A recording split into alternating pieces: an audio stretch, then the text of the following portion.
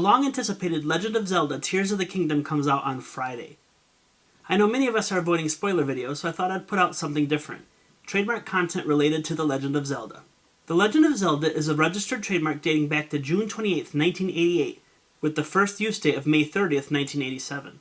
The very first game I played when I was in elementary school was Zelda 2, The Adventure of Link. Nintendo obtained a trademark registration for The Adventure of Link January 2nd, 1990. Nintendo had also filed another application on July 14th, 1988, but that was later abandoned. Later in life, I somehow convinced my parents to buy me a Game Boy Color for Christmas when I was a kid.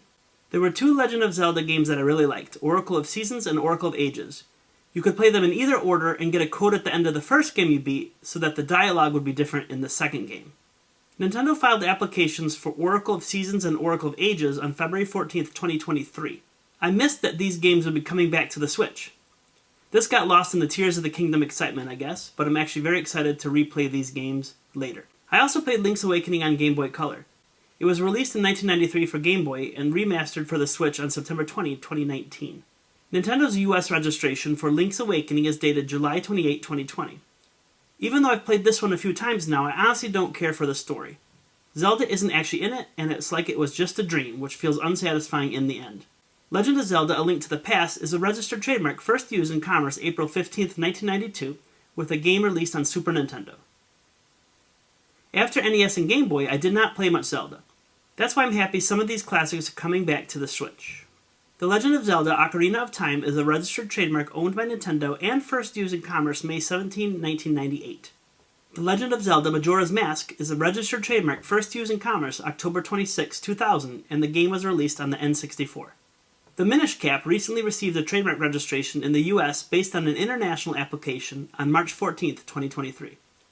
It was released on Game Boy in Japan on November 4, 2004. The Legend of Zelda: Twilight Princess is a registered trademark first used in commerce November 19, 2006. It was released on Wii and GameCube. The Legend of Zelda: Phantom Hourglass for Nintendo DS is a registered trademark first used in commerce July 11, 2007. The Legend of Zelda: Spirit Tracks is a registered trademark first used in commerce December 7, 2009. A Link Between Worlds came out November 22, 2013 on the Nintendo 3DS. It received the US trademark registration March 14, 2023. The Legend of Zelda: Triforce Heroes is a registered trademark first used in commerce October 23, 2015, and was released on the Nintendo 3DS. During the pandemic, my wife and I bought a Switch, and this is where I fell in love with the franchise again. Breath of the Wild is my favorite game ever. It probably took me 100 hours or more to beat it for the first time, and then I spent another 100 hours or so exploring.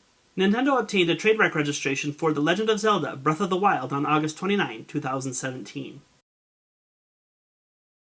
I also purchased the remastered Skyward Sword for the Switch. Although the puzzles were fun and the story was good, I was not a fan of the mechanics of this game. Flying the Loftwings gave me a headache and made me dizzy, but maybe that's because I'm getting old. Nintendo obtained a trademark registration for Skyward Sword on December 8, 2020.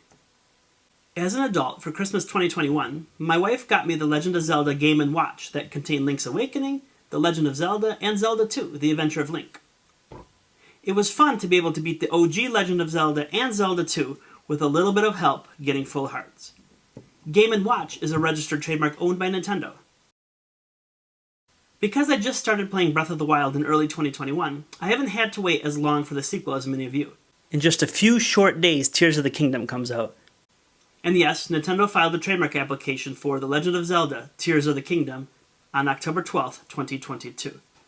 I hope this game brings us hundreds of hours of content, and I'm thinking about streaming amateur videos of me playing Tears of the Kingdom. Would you even watch that? Let me know in the comments. If the game's half as good as this theme song, we're going to be pretty lucky.